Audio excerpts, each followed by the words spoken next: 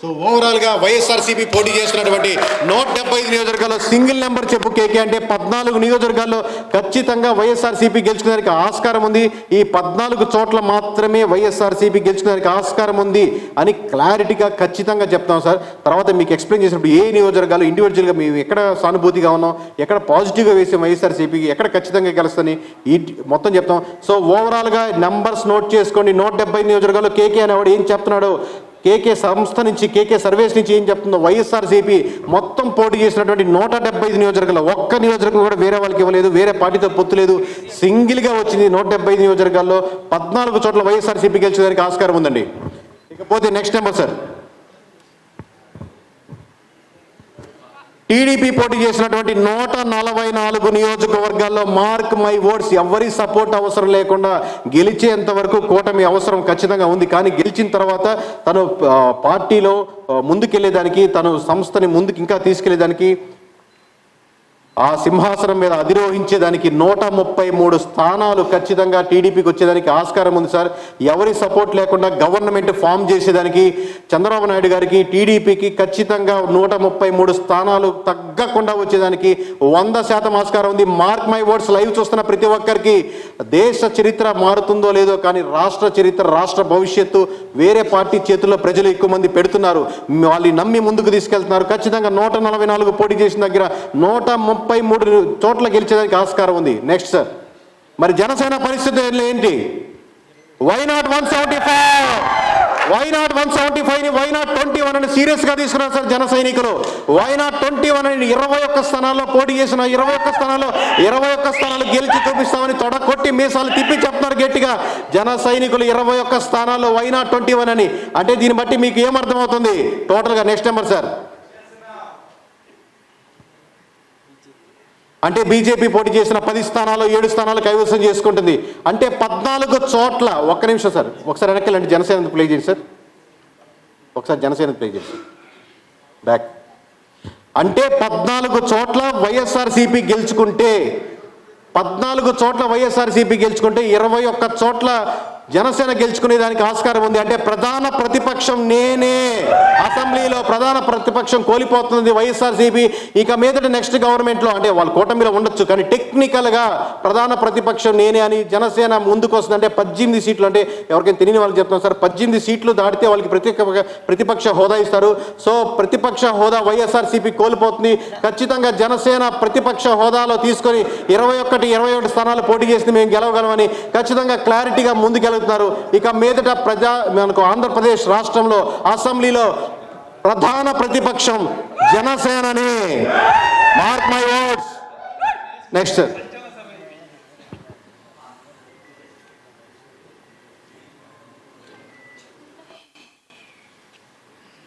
Next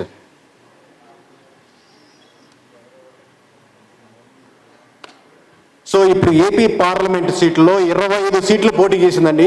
mark my words, మీరు రేపు పొద్దున్న రిజల్ట్స్ వచ్చాక కూడా చూడండి, ఒకటేమైనా తప్పైనా పర్లేదు, రిజల్ట్స్ వచ్చాక చూడండి.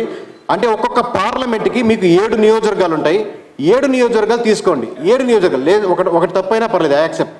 7 నియోజకవర్గాల్లో ఏ ఒక్క పార్లమెంట్లో 4 నియోజకవర్గాలు వైఎస్ఆర్సీపీ గెలిచిన నియోజకవర్గాలు మీకు ఉండవు. మొత్తం పార్లమెంట్లో 25 పార్లమెంట్లు తీసుకోండి. లెట్స్ అజ్యూమ్ నేను ఒక దాంట్లో రాంగ్ అవ్వచ్చు, ఆప్షన్ తీసుకుంటున్నాను, బట్ 25 కాన్ఫిడెంట్గా ఎందుకు చెప్తున్నాం అంటే ఏ ఒక్క పార్లమెంట్లో కూడా 4 నియోజకవర్గాలు అంటే అవుట్ ఆఫ్ 7 4 నియోజకవర్గాలు మేము ఖచ్చితంగా గెలుస్తామని రిజల్ట్స్ మీరు వేసుకొని చూడండి. అప్పుడు కేకే మీద కామెంట్ చేయడానికి, కేకే మీద గురిపెట్టేదానికి, కేకే అమ్ముడు పోయడానికి చెప్పేదానికి మీరు ఆలోచించవచ్చు. నెక్స్ట్ సార్,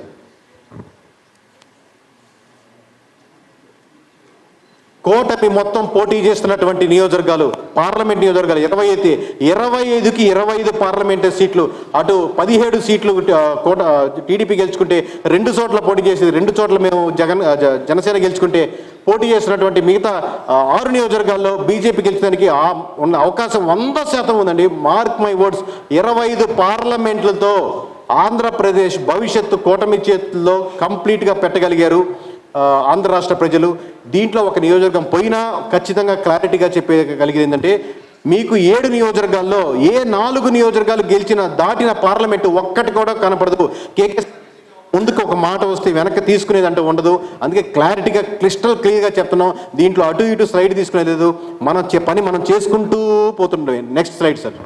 ఇప్పుడు మీకు ఓవరాల్గా కులాల వారీగా ఓట్ల పర్సెంట్ అంటే మన దుస్థితి ఏంటంటే, దుస్థితి అని ఎందుకంటున్నా అంటే స్వాతంత్రం వచ్చిన 70 ఏళ్ల తర్వాత ఈ కులం వాళ్ళు ఇట్లా ఓట్లు వేస్తున్నారు, ఈ కులం దీనికి వేస్తున్నారని డిస్కస్ చేసుకునే పరిస్థితుల్లో అది దారుణ విషయం.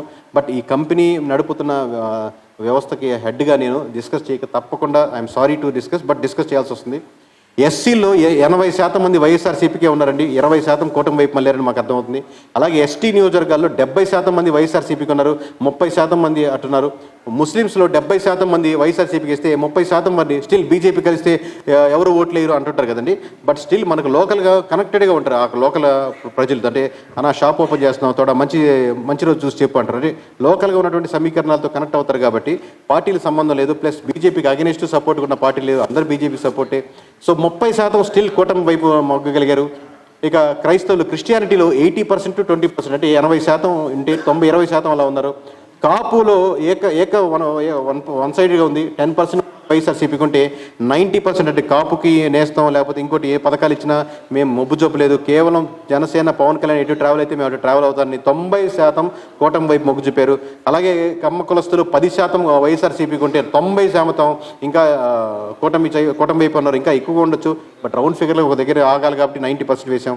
అలాగే బీసీ ఎక్కువ మంది డిస్కస్ చేసేది ఏంటంటే మాకు ఈ కులాలన్నీ ఐడియా ఉన్నాయండి, ఈ కులం వాళ్ళకి వేస్తుంది, ఈ కులం బీసీలు ఎట్టున్నారు అనేది. బీసీ అనేది ఒక కులం ఒక గ్రూప్ కాదండి, ఒక గ్రూప్గా వచ్చే ఆలోచన ఎటువైపు సరళ ఉంటే అటువైపు మొగ్గు చూపేదానికి ఉంటుంది. చాలా తక్కువ నెంబర్లు వేసాం, బట్ స్టిల్ రౌండ్ ఫిగర్గా మీకు అర్థం చేసుకునే దానికి బీసీలు 40% వైఎస్ఆర్సీపీకి ఇస్తే మెజారిటీ శాతం మోర్ దెన్ 65% కావచ్చు. సో మెజారిటీ శాతం 60% ఓవరాల్గా కూటమి వైపే మొగ్గు చూపారు. అంటే ఫ్లో ఎలా ఉంటుందో అలా ఆ వైపే మొగ్గు చూపారు. లాస్ట్ టైం బీసీలు అధిక శాతం వైఎస్ఆర్సీపీ ఓట్లేశారు, ఈసారి బీసీలు అధిక శాతం కూటమి వైపు మొగ్గు చూపారు.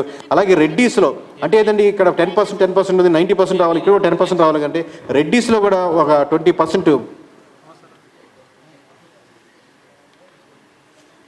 సారీ మీకు ఈ లైన్ ఏదండి అర్థం కావట్లేదు.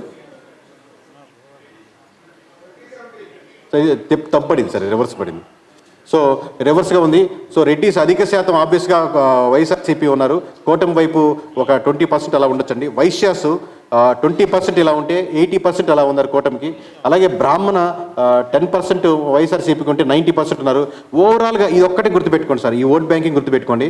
ఓవరాల్గా 38.8% అంటే అరౌండ్ 40% రౌండ్ ఫిగర్లు వేస్తున్నాం మనం చిన్న ఎందుకు గుర్తుపెట్టుకోవాలి.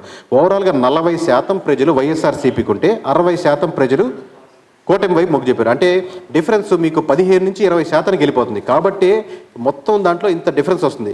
లాస్ట్ టైం 10% ఉంటే ఒక రకంగా వస్తుంది, 20%కి వెళ్తే ఇంకో రకంగా వస్తాయి. సో డిఫరెన్స్ ఏంటంటే still they are with YSRCP. ఆ పీపుల్ 38% మొత్తం కూటమి కట్టేసింది కదా, మొత్తం క్లీన్ స్వీప్ చేసాం కదా అని కాదు. Still around 40% are people around 35 కావచ్చు 40 కావచ్చు మధ్యలో ఒక సెక్షన్ ఆఫ్ పీపుల్ ఖచ్చితంగా ఆబ్వియస్గా వైఎస్ఆర్సీపీని సపోర్ట్ చేస్తున్నారు. ఒక section of people more than 50%, 55%, more than 50% కూటమి వైపు మమ్మల్ని లేదు. సో పర్సంటేజ్ ఓట్ బ్యాంకింగ్లో ఇంత డిఫరెన్స్ వచ్చేసరికి, హ్యూజ్ డిఫరెన్స్ వచ్చేసరికి మీకు రిజల్ట్స్లో అంత వస్తున్నాయి. కానీ ఒక సైడ్ క్లీన్ స్వీప్ చేసేసింది, తుడిచిపెట్టుకోపోయింది, ఈసారి మన రాజ్యమే మనం కూడా ఇష్టం వచ్చినట్టు చేద్దామంటే రేపు ఇదే పర్సంటేజ్ ఇటు పడుతుంది అడ్డు పడుతుంది, అంతే తేడా. Yes next sir. సో మొత్తం పోలైన ఓట్లు 3,33,40,560 ఓట్లు పోలైనాయి సార్.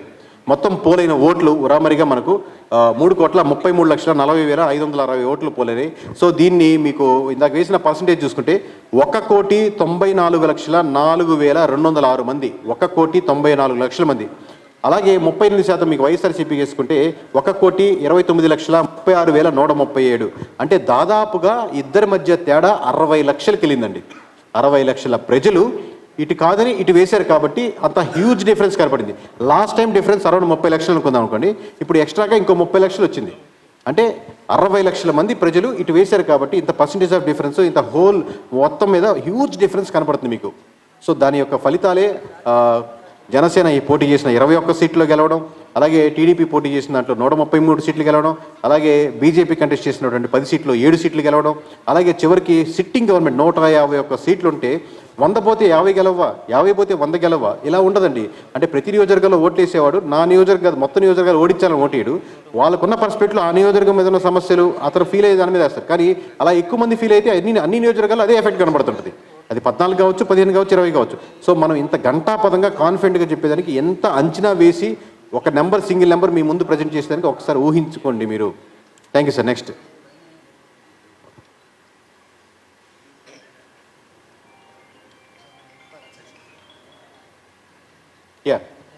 సో ఓవరాల్గా ఆ ఒక స్లైడ్ వేయండి సార్. ఓవరాల్గా లాస్ట్ ఫైనల్ నెంబరు టీడీపీకి, బీజేపీకి, జనసేనలో ఓవరాల్ ఫైనల్ నెంబరు ఆ స్లైడ్ వేయండి. ఇది కాదు సార్, ఇది కాదు, దీని ముందు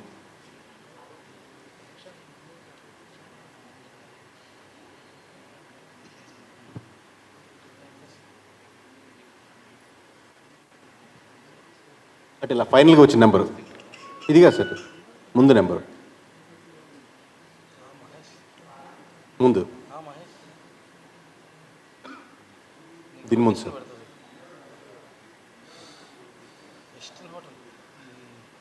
దీని ముందు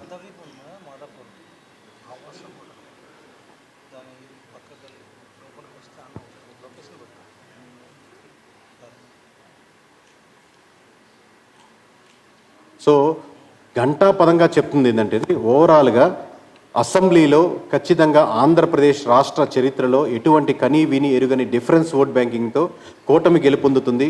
అందులో ప్రధానంగా టీడీపీ తను పోటీ చేసినటువంటి 144 నియోజకవర్గాల్లో 133 నియోజకవర్గాలు గెలవడం అంటే ఒక 2 సంవత్సరాల ముందు ఈ మాట చెప్తే నర్ర మానవుడు ఎవడు 100 సీట్లు దాటేదానికి మొత్తం కూటమి గట్టిన ఆస్కారం లేదనుకుంటారు.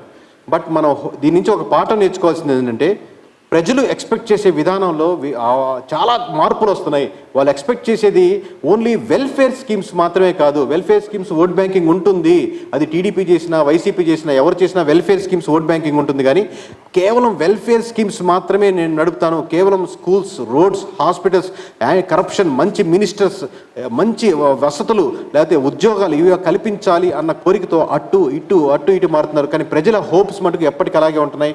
ఖచ్చితంగా అవి నిలబెట్టుకున్న వాళ్ళే లాంగ్ రన్ 5 సంవత్సరాలు అయిందండి, 20 సంవత్సరాలైనా ఎవరిని ఓడించరండి. మీరు అయిపోయినట్టు ఓట్ బ్యాంకింగ్ పెరిగినా వాళ్ళే ఉంటారు, ఓట్ బ్యాంకింగ్ తగ్గినా వాళ్ళే ఉంటారు. ఖచ్చితంగా ఏ పార్టీ అయినా సరే ప్రజలు వెల్ఫేర్ స్కీమ్స్తో పాటు ముఖ్యంగా కారణంగా వాటికి కావాలనుకున్న కోరిక యాంటీ కరప్షన్గా ఉండి స్ట్రాంగ్గా నిలబడి ఈ కుల మతాలని డివైడ్ చేసి, ఈ ఓట్ బ్యాంకింగ్ డివైడ్ చేసి, ఈ కులం వాళ్ళు వాళ్ళకేస్తున్నారు, ఈ కులం వాళ్ళు వాళ్ళకేస్తారు, ఈ కులం వాళ్ళు ఎక్కువ మంది మనకేస్తున్నారని చెప్పి ఆ కులాల సమీకరణాలను బట్టి ఓట్ బ్యాంకింగ్ టర్న్ చేసుకుని లాంగ్ టర్మ్గా ఆ కులాలను అలాగే ఉంచేసి అనగదొక్కేటట్టు చేస్తే చివరికి ఏ పార్టీకైనా అలాగే దుస్థితి ఉంటుంది. ఈసారి వైఎస్ఆర్సీపీకైనా రేపు కూటమికైనా సేమ్ లైన్లో ట్రావెల్ చేస్తే నెక్స్ట్ మన ప్రెస్ మీట్లో, నెక్స్ట్ మీటింగ్లో మనం ఇదే మాట్లాడుకోవాల్సి వస్తుంది. సో ఇదండి కేకే సర్వీస్ నుంచి వచ్చే ఆఖరి మాట. పోటీ చేసిన 144 నియోజకవర్గాల్లో 133 సీట్లు టీడీపీకి గెలిచడానికి ఆస్కారం ఉంది. వైనాట్ 175 అని, వైనాట్ 21 అని జనసేన చాలా సీరియస్గా తీసుకుంది. అది అర్థం చేసుకోలేకపోయింది వైసీపీ.